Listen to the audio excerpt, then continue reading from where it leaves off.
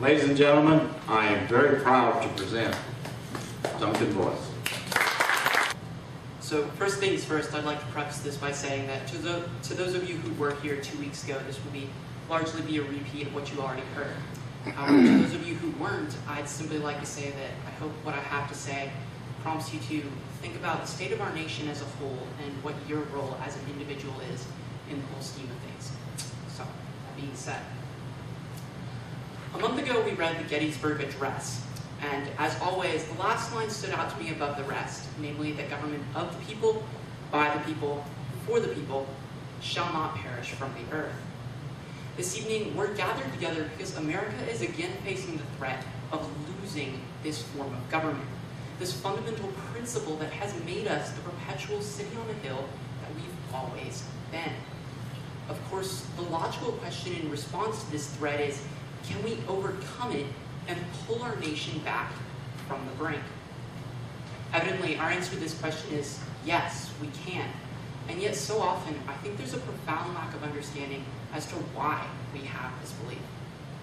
That being said, my objective this evening is to briefly share with you why I have hope for our nation, and subsequently what I think is necessary to return it to one of the people, by the people, and for the people.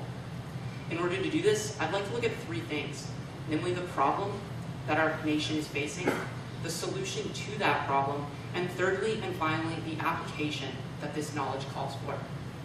So firstly, as to the problem in and of itself.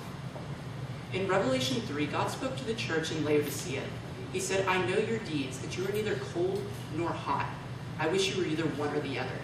So because you are lukewarm, neither hot nor cold, I'm about to spit you out of my mouth.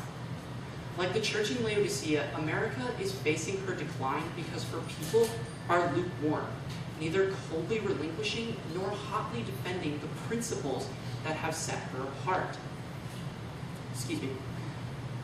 The reality is that apathy has set in, and history dictates that as nations rise and fall, apathy always produces dependence. In the case of the American people, it has created a dependence on the government itself. Nevertheless, if government is not the solution to the problem, but rather the problem itself, and we must ask ourselves the question, how do we reverse this trend and restore our government to one of the people, by the people, for the people? The reality is that the answer is simple, namely that the people must take action. As Edmund Burke so famously stated, all that is necessary for the triumph of evil is for good men to do nothing. If we truly intend to reverse America's downward spiral, then we, the people, must take action. Now, while I'm sure this isn't news to anyone here, there are two things in particular that I'd like to emphasize about this action. First is the fact that this action must extend beyond mere awareness. So often we read the news or attend a Tea Party meeting, and yet we fail to actually become actively involved in attempting to address the problems that our society is facing. The reality is that such knowledge of these problems without application, without actively attempting to address them, is only a burden. Furthermore, our civic duty calls us to take tangible action on the individual, personal level. Secondly, though, and even more importantly, we must ensure that as we take action on the individual, personal level, we do so with a biblical framework in mind. In Romans 12:2, God instructs us not to conform to the pattern of this world, but to be transformed by the renewing of our mind. For then and only then will we be able to test and approve what His will is, His good, pleasing, and perfect will. Now, as shocking as it may be to say at a Tea Party meeting, the reality is that political affiliations, whether they be Republican, Democrat, liberal, or even conservative, are still of this world. But the values that they strive to uphold, those of life, liberty, property, and justice, these are all a part of God's will for us as communicated to us in His Word. Consequently, if we seek first His will, then regardless of our political affiliation, we will secure these values, and with them, so also will we secure our government and our nation. With these two things in mind, we can come to the third and final thing, namely that of application.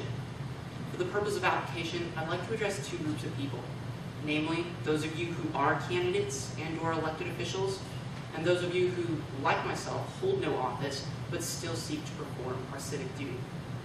So, to those of you who are candidates and elected officials, I first want to say thank you for performing the action that you are and actively attempting to address the problems our society is facing. However, as we are so fond of pointing out at Tea Party meetings, the reality is that you are still public servants. And it's with that in mind that as one of your constituents, I want to urge you to, in everything, look to the example of him who was the greatest servant of all, namely our Lord Jesus Christ. For in so doing, and in following his example, you will secure and uphold the values that have set our nation apart, and thereby restore our government and our nation as a whole. Secondly, and even more importantly though, to those of you who, like myself, hold no office, but still seek to perform your civic duty, I want to urge you, above all, to find an outlet through which you can do just that. This past year, my fellow students and I had the opportunity to take a trip, multiple trips down to Austin with the North Texas Citizens Lobby. There we had the opportunity to speak directly to our legislators and participate in the governmental process. It was through this experience and others like it that I came to the realization that only when the entirety of the people took action on the individual, personal level would we truly return our government to one of, by, and for the people. And so it's with that in mind that I want to urge each and every one of you to find an outlet through which you can exercise your civic duty, whether it be joining the North Texas Citizens Lobby and going down to Austin, or campaigning for a candidate that you would endorse becoming an elected official, or maybe becoming a candidate in and of yourself and looking to attain an office. Find an outlet through which you can exercise your civic duty. So in the end, we can see that America is indeed facing the threat of losing government of, by, and for the people. But the reality is that this isn't a new problem. It is one that we have faced numerous times in the past and that we have successfully overcome each and every time. But as with the instances in the past, it has to begin with you and I taking action on the individual, personal level. For if not us, who? And if not now, when? Thank you and have a good evening.